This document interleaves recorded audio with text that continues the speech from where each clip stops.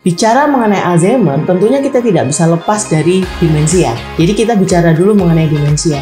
Demensia itu ibarat payung berupa kumpulan gejala neuro dan psikiatri. Gejala utamanya adalah penurunan daya ingat. Demensia ini adalah payung besar di mana jenis demensia itu banyak sekali. Salah satu yang paling banyak di dunia ini adalah Alzheimer. Dalam proses penuaan, kita akan kenal dua hal penting yang harus kita bedakan. Ada yang namanya mild cognitive impairment, ada yang sudah demensia. Tapi mungkin nggak sih pada usia muda seseorang mengalami Alzheimer? Pikun bukan merupakan bagian penuaan yang normal. Jadi ini penyakit yang bisa kita cegah. 3, 2, 1. Gelombang suara kami akan meningkatkan kesehatanmu. Halo Sobat Sehat Sutomo, berjumpa lagi dalam acara podcast, kanal informasi dan edukasi Sutomo. Hari ini saya, Novira Widayanti, spesialis penyakit dalam konsultan geriatri, akan menjadi host dalam acara podcast ini. Dr. Erika Fitri Yulianti, spesialis kedokteran jiwa, konsultan psikogeriatri, akan menemani saya pada hari ini untuk berbincang mengenai Alzheimer. Dr. Erika, setiap tanggal 21 September, dunia memperingati Hari Alzheimer sedunia. Sebuah momentum penting untuk meningkatkan kesadaran tentang demensia Alzheimer. Dan bagaimana kita semua bisa berperan dalam merawat serta mendukung para lansia yang mengalaminya. Baik. Tentunya hari ini kita akan membahas tentang memori tentang daya ingat ya Dr. Erika, tentang kasih sayang dan bagaimana mendampingi orang-orang dengan demensia Alzheimer. Banyak nih Dr. Erika pertanyaan-pertanyaan yang akan ditanyakan mengenai Alzheimer pada hari ini. Baik, kita langsung silakan Dr. Erika untuk menyapa dahulu. Halo Sobat Podcast Sutomo, salam sehat jiwa.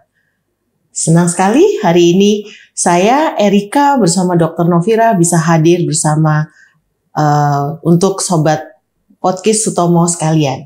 Baik, bicara mengenai demensia ya. Mengenai Alzheimer dulu. Ya. Hari ini kan kita memperingati Hari Alzheimer sedunia tahun 2025. Apa sih yang ditekankan di peringatan pada tahun ini, Dr. Erika? Tema peringatan Hari Alzheimer sedunia pada tahun 2025 itu adalah tanyakan mengenai demensia, tanyakan mengenai Alzheimer. Artinya di situ mengandung, ayo kita aware bersama nih, kita kenali bersama nih apa itu demensia, apakah sama dengan Alzheimer, seperti itu Dr. Novira. Jadi sebenarnya Alzheimer sendiri itu penyakit atau bagaimana sih dokter? Ya, bicara mengenai Alzheimer, tentunya kita tidak bisa lepas dari demensia. Jadi kita bicara dulu mengenai demensia. Demensia itu ibarat payung berupa kumpulan gejala neuro dan psikiatri. Gejala utamanya adalah penurunan daya ingat, terutama daya ingat yang segera, tetapi diikuti sindrom kumpulan gejala lain berupa gangguan berbahasa, gangguan pengenalan ruang, orang, gangguan perencanaan, gangguan komunikasi, di mana semua hal tersebut akan mengganggu kemampuan fungsional seseorang dalam melakukan aktivitas harian, perawatan diri, dan fungsi sosialnya. Nah, demensia ini adalah payung besar, di mana jenis demensia itu banyak sekali. Salah satu yang paling banyak di dunia ini adalah Alzheimer.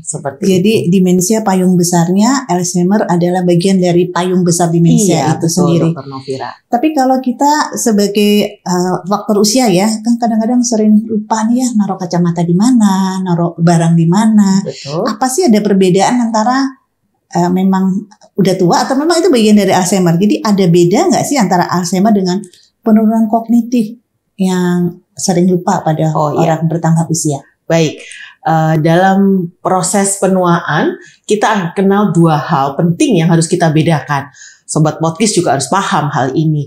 Ada yang namanya mild cognitive impairment, ada yang sudah demensia. Jadi jembatannya nih, batasnya di mild cognitive impairment. Kalau saya jelaskan untuk memudahkan sobat sekalian adalah mild cognitive impairment itu lupa-lupa yang berkaitan sekali berrelasi dengan usia. Biasanya muncul pada dekade 4,5 sampai 5 begitu ya. Jadi 45 sampai 50-an itu munculnya. Tetapi bedanya apa? Ketika lupa-lupa pada usia itu yang disebut MCI itu kita masih bisa mengingat kembali dengan adanya clue atau kita lebih tenang begitu ya. Sehingga kita bisa fungsional kita tidak terganggu dalam janji kita, peran kita, fungsi kita itu tidak terganggu begitu ya. Sehingga kualitas hidup kita oke, kita masih bisa mandiri. Sedangkan pada demensia kita sudah tidak bisa mengingat kembali sehingga kemampuan fungsional kita terhambat. Sehingga beda sekali ya. Yang lupa-lupa pada MCI itu tidak menghambat fungsional kita, sedangkan pada demensia sangat berpengaruh terhadap kemampuan fungsional kita. Fungsional keseharian ya dalam kehidupan sehari-hari. Apakah memang kasus Alzheimer di Indonesia ini bagaimana dokter? Apakah memang banyak dan apakah memang ada program khusus untuk pengenalan daripada Alzheimer ini? Iya, sejatinya populasi di seluruh dunia ini kan meningkat ya, untuk lansia ini meningkat dengan cepat. Pun di Indonesia terjadi demikian, hanya memang fenomena pengenalan namanya demensia termasuk Alzheimer itu bagaikan gunung es. Kenapa? Karena tidak semua kita paham. Karena dianggapnya masyarakat kita masih sering beranggapan bahwa kalau lansia menua menjadi tua, pikun itu biasa banget gitu. Nah itu yang sebetulnya hal yang perlu kita awarekan, kita kampanyekan kepada masyarakat. Karena tua tidak identik dengan pikun. Kita banyak ya di Dr. Sutomo ini pasien lansia tapi daya ingatnya masih baik. Tetapi banyak juga pasien lansia dengan daya ingat yang sudah mulai terganggu, sehingga kalau dikatakan angkanya, Dr. Novira, rasanya kita belum punya angka pasti ya. Kita memang underdiagnosed dan saat inilah akan muncul raising awareness di seluruh belahan dunia untuk ayo kita kenali sehingga kita paham seberapa burden yang harus kita tanggulangi sebagai masyarakat, termasuk kita sebagai tenaga kesehatan. Salah satunya lewat podcast ini ya, awareness kita untuk mengenali adanya Alzheimer, adanya payung demensia yang banyak mungkin dijumpai pada orang usia tua. Tapi mungkin nggak sih pada usia muda seseorang mengalami Alzheimer, dan kalau biasanya pada rentang usia berapa? Baik, kalau mengalami demensia mungkin. Karena tadi saya katakan demensia itu kan payung besar ya. Selain Alzheimer ada namanya demensia vaskuler, demensia karena penyakit AIDS, karena Parkinson, dan masih banyak lagi jenis demensianya. Tetapi kalau kita bicara Alzheimer, biasanya identik dengan beberapa hal yang termasuk pertama aging process, yang kedua ada faktor genetik, dan ada faktor resiko yang mengikutinya. Sehingga kalau usia tua mungkin nggak menderita demensia, mungkin, tapi jenisnya biasanya bukan yang Alzheimer, tetapi yang jenis vaskular atau jenis demensia yang lain. Seperti itu. Jadi kita harus lihat dimensianya dahulu gitu ya, betul, Dokter Erika betul. ya. Kita harus menegakkan, kemudian mencari subtype-nya, begitu ya. Dan Alzheimer salah satunya. Tadi Dokter Erika menyampaikan kalau Alzheimer itu faktor usia sama genetik. Apakah faktor utama untuk Alzheimer? Apakah itu dokter atau bagaimana? Iya, rasanya kalau kita berbicara mengenai faktor utama, kita bicara mengenai Alzheimer, itu ada dua hal penting. Ada faktor resiko yang bisa kita modifikasi, ada faktor resiko yang kita tidak bisa modifikasi ya. Yang kita tidak bisa modifikasi ada dua hal besarnya, penuaan dan genetik, Dr. Novira. Betul ya? Sedangkan pada faktor resiko yang bisa kita modifikasi, salah satunya adalah gaya hidup. Begitu. Gaya hidup yang berkaitan dengan stabilitas dari fungsi seluruh organ tubuh kita, olahraga teratur, istirahat yang cukup, dan juga untuk gangguan jiwa. Karena depresi itu merupakan salah satu faktor resiko terbentuknya Alzheimer. Sehingga kalau ada gangguan dalam mental health itu juga harus mendapat penanganan dengan baik. Jadi modifikasi semua faktor resiko itu adalah hal yang sangat penting dan pengenalannya. Oke, jadi kalau misalnya seseorang udah ada faktor risiko, ada genetik ya, tambah usia genetik, tapi kalau lifestyle-nya baik, maka jangan khawatir gitu ya dok. Iya, jadi kalau orang mempunyai faktor genetik, orang tuanya atau neneknya menderita Alzheimer begitu ya, kita harusnya menjadi lebih aware begitu ya. dengan memodifikasi faktor yang lifestyle, gaya modifikasi faktor resiko yang bisa kita kelola itu dengan gaya hidup yang sehat, dengan hidup yang balance gitu ya. Karena tidak semua faktor resiko genetik akan manifest ketika kita memodifikasi faktor resiko yang bisa kita modifikasi. Jadi nggak usah bilang saya kena Alzheimer nih kalau orang tua saya. Iya, saya selalu mengatakan kita meskipun nenek kita Alzheimer, orang tua kita Alzheimer, kita lahir pasti tidak mungkin Alzheimer ya kan. Butuh hal lain untuk menjadi manifestasi. Seperti itu. Jadi apa saja sih tanda gejala awal Alzheimer nih supaya kita semua aware untuk mengenali apakah keluarga kita, teman kita, atau lingkungan kita, oh ini arahnya ke arah Alzheimer. Gimana Dokter Erika? Baik, yang pertama adalah lupa. Terutama lupa akan hal-hal baru yang baru saja dilakukan. Yang kedua, biasanya ada kesulitan pengenalan dalam lingkungan yang biasanya dia kenali. Kemudian kesulitan juga meletakkan barang-barang. Begitu ya, biasanya tidak proper lagi begitu. Kemudian ada disorientasi seperti itu, sulit merencanakan aktivitas harian yang pun biasanya beliau-beliau itu sudah paham. Misalnya kalau mau makan itu kan harus pakai proses. Ngambil piring, menyiapkan lauk-lauk dan mengambil nasi, kemudian baru memotong-motong makanan, memasukkan dalam mulut. Nah, pada dimensi Alzheimer itu bisa terjadi kesulitan seperti itu. Kemudian perubahan emosi menjadi lebih apatis atau lebih marah-marah. Kemudian perubahan tidur, biasanya pagi lebih tidur, siang lebih melek begitu ya. Atau ada psikomotor yang lebih meningkat. Biasanya berjalan, tapi kalau kita tanya mau kemana, bingung melakukan. Jadi hal-hal itu yang harus diwaspadai begitu ya. Oke, jadi kalau nih dari yang disampaikan oleh Dokter Erika, langkah-langkahnya gimana nih? Kalau ada gejala nih, ini udah lupa, kemudian ada gejala-gejala yang lain gitu ya dok ya. Udah lupa, kemudian ada gejala susah mengerjakan sesuatu atau emosinya jadi suka marah seperti itu ya. Langkah pertama yang harus dilakukan kita sebagai keluarga, jika di anggota keluarga kita atau teman sekitar kita, kita lihat ada tanda gejala Alzheimer, gimana dok? Ya, satu-satunya cara adalah pengenalan dini begitu ya. Jadi sebelumnya mungkin Dokter Novira kita perlu mengklarifikasi lagi ya mengenai demensia. Demensia itu letaknya gangguannya kan di otak ya.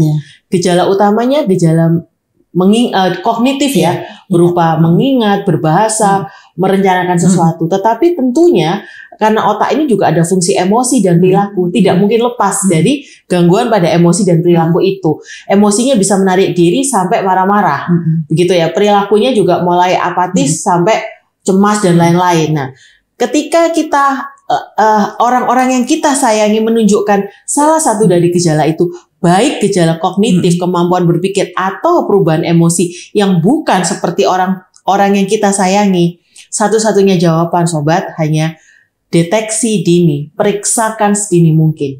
Kenapa?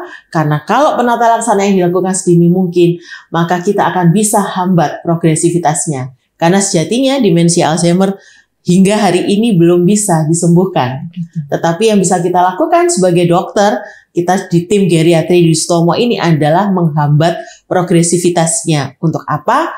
Agar lansia kita, orang tua kita, atau orang dengan demensia kita sebut mempunyai kualitas hidup yang baik hingga akhir hayatnya. Kalau untuk deteksi dini nih Dokter Erika, apa ya yang bisa cek kesehatan gratis kalau nggak salah, kan salah satunya ada screening kalau setiap ulang tahun usia di atas 60 ada screening lanjut usianya ya. Iya. Mungkin untuk yang usia lanjut bisa dengan menggunakan screening itu Dokter Erika. Jadi mungkin juga di layanan kesehatan primer kita sudah terintegrasi Dokter Novira karena ini sejatinya adalah program nasional juga berupa screening seperti screening untuk kemampuan kognitif terus juga untuk kondisi tubuhnya ya, faktor-faktor misalnya tekanan darah, kolesterol, kemudian dan lain-lain itu termasuk kemampuan kognitifnya. Ada tes-tes yang ada berbagai macam tes yang tersedia di layanan kita. Ada yang namanya abbreviated mental test, ada yang namanya mini mental state examination, ada yang namanya Montreal Cognitive Assessment versi Indonesia. dan macam-macam tes yang bisa kita lakukan.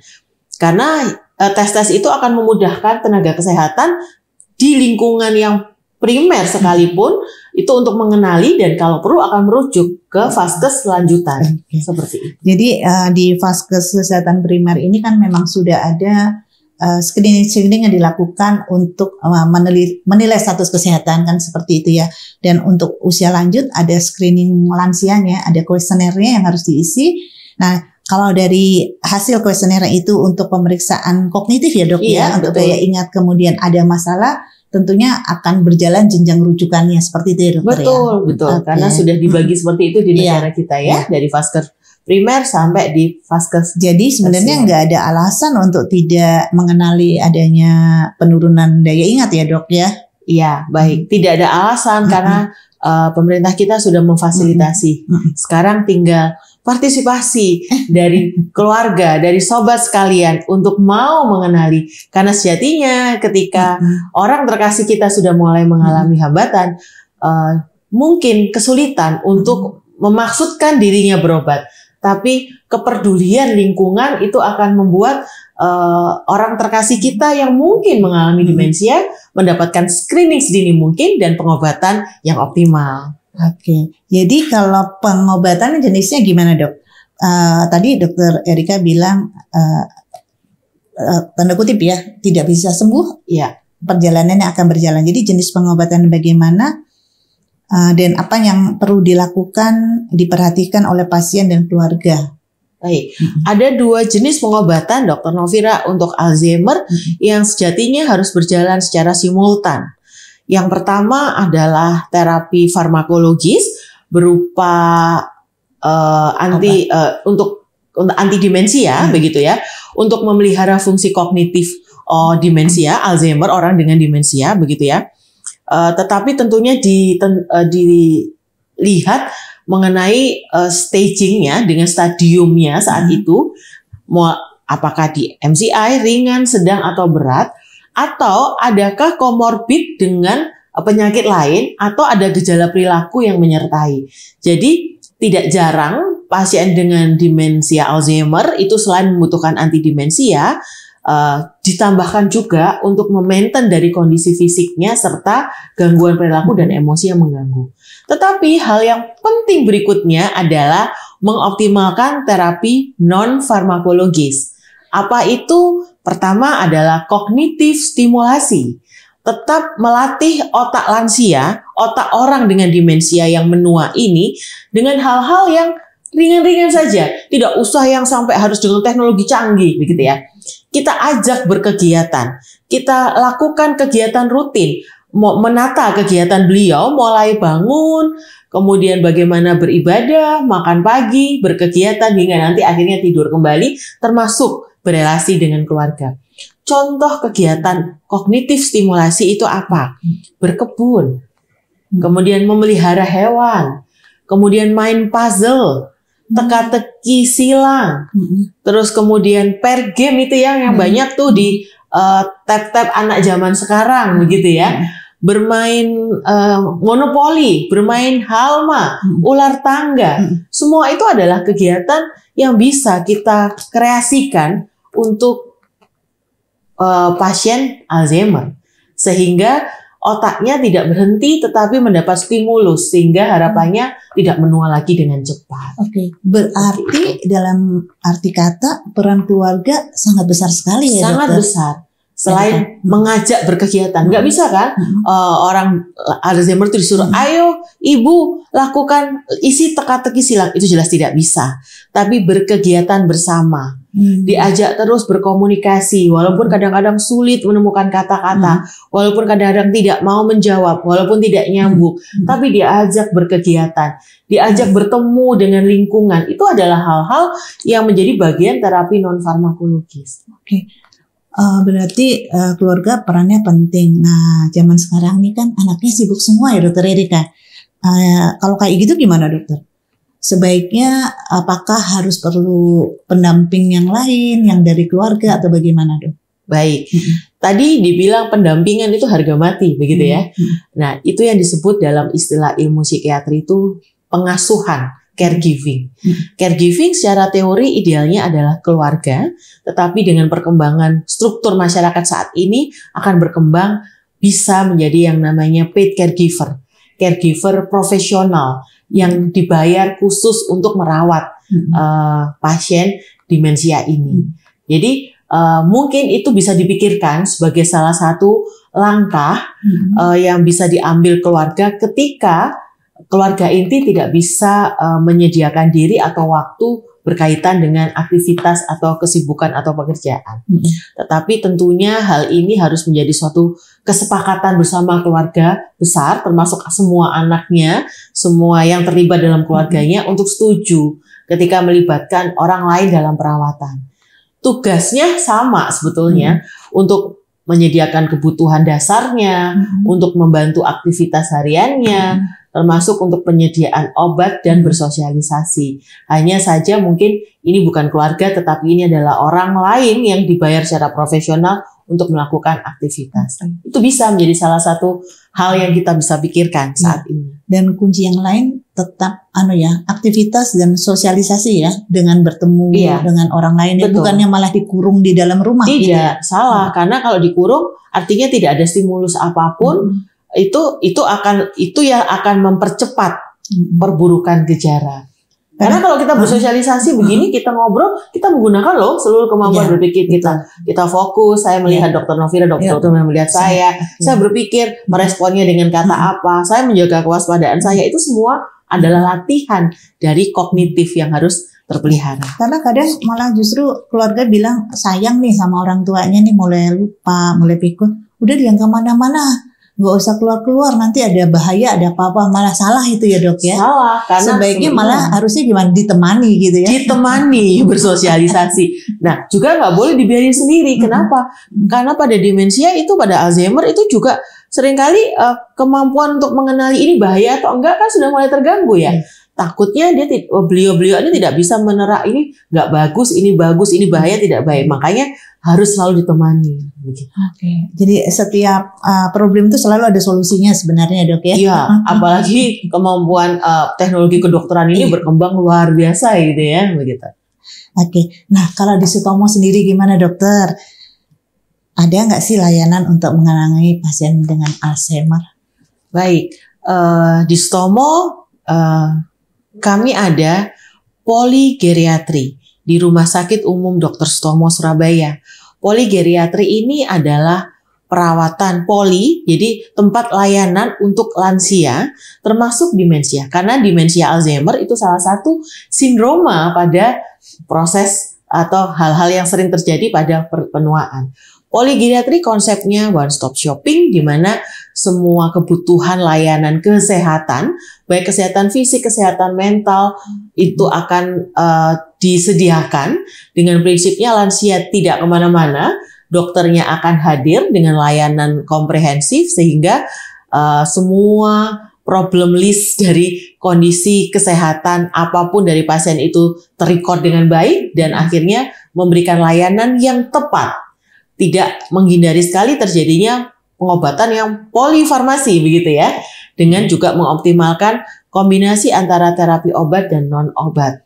Seperti itu. Jadi kalau ada masalah dengan usia lanjut nih, ada masalah dengan lupa atau masalah apapun yang terkait dengan pasien usia lanjut, cukup datang ke poligeriatri Rumah Sakit Dr. Sutomo begitu ya dokter ya. Iya benar. Nanti di sana tentunya akan terpilah kebutuhan daripada pasien itu dokter yang mana gitu ya. Betul. Apakah dokter penyakit dalam, apakah dokter psikiater, ataukah neuro, ataukah rehab. Dan konsepnya adalah one stop shopping. Dan semua dokter itu tergabung dalam tim interdisipliner geriatri. Nah, jadi rasanya kita sudah paham melihat Alzheimer, kita sudah lebih nyaman nih ya. Kalau ada sesuatu, ada masalah, kita sudah tahu kita harus kemana seperti itu ya. Sehingga tentunya yang perlu dilakukan adalah sekarang bagaimana supaya nggak Alzheimer dok. Tadi kan untuk yang Alzheimer, supaya nggak Alzheimer gimana nih? Untuk yang masih muda nih mungkin ya, atau menjelang tua nih ya. Mungkin kita bagi ya Dr. Novira. Untuk teman-teman sobat podcast yang masih muda ya. Peliharalah gaya hidup yang sehat. Balanskan antara pekerjaan, kemudian istirahat yang cukup, dan kehidupan pribadi. Mulailah punya hobi, mulailah punya aktivitas olahraga yang bermakna, menjaga istirahat yang cukup, dan boleh sesekali healing ya, kalau meminjam istilah Gen Z begitu ya. Tapi tentunya tidak healing terus gitu ya. Tapi pengembangan diri adalah penting gitu ya. Sobat-sobat muda juga harus paham apa yang sobat-sobat lakukan pada hari ini akan dituai pada hari yang kemudian. Nah, untuk usia pralansia nih Dr. Novira, pertama adalah deteksi dini. Jangan takut untuk periksa supaya paham kesehatan kita ini ada apa, termasuk dengan fungsi kognitif kita. Karena pada kondisi yang MCI, kita seringkali di sini tidak diberikan obat, tetapi akan dilihat faktor fisiknya, hal-hal yang bisa dioptimalkan, serta encourage ya, serta membuat membuat atau memberikan ide bagaimana masyarakat yang di MCI ini adalah untuk mengoptimalkan latihan kognitifnya.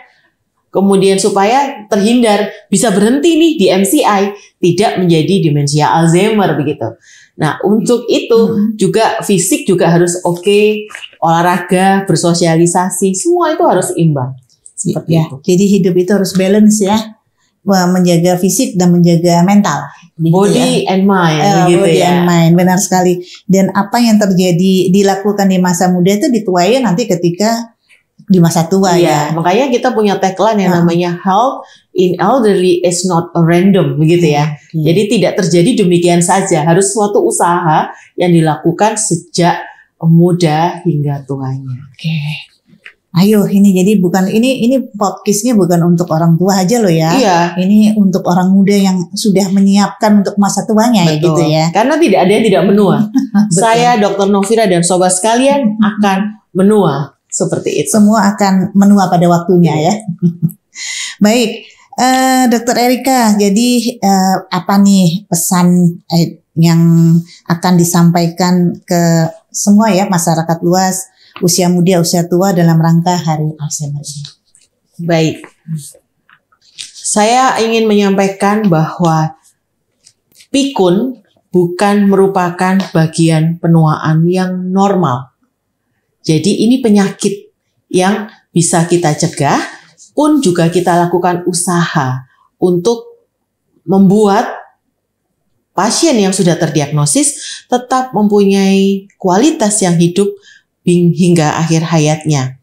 Sehingga memori boleh memudar, tetapi cinta kasih dan perhatian dari kita kepada orang-orang yang menderita Alzheimer tidak akan sirna. Dan kita bisa mengantarkan pasien-pasien dengan demensia Alzheimer akan mengakhiri kehidupannya dengan martabat yang penuh. Menarik sekali.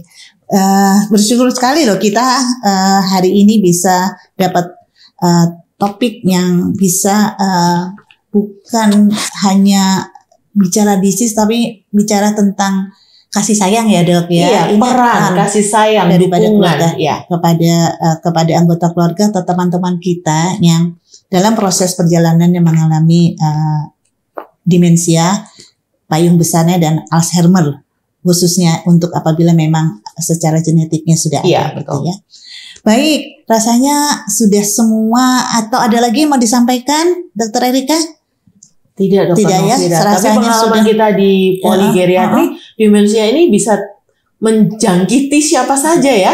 Betul. Siapa saja, tidak peduli profesi sebelumnya, betul, tidak peduli kehidupan sebelumnya dan tapi bisa ya. Jadi kita jangan berkecil hati untuk itu. Gitu. Dan mungkin fenomenanya gunung es juga. Betul. Ya. Kelihatan sedikit, sebenarnya banyak sekali tapi belum kelihatan. Betul. Seperti itu ya.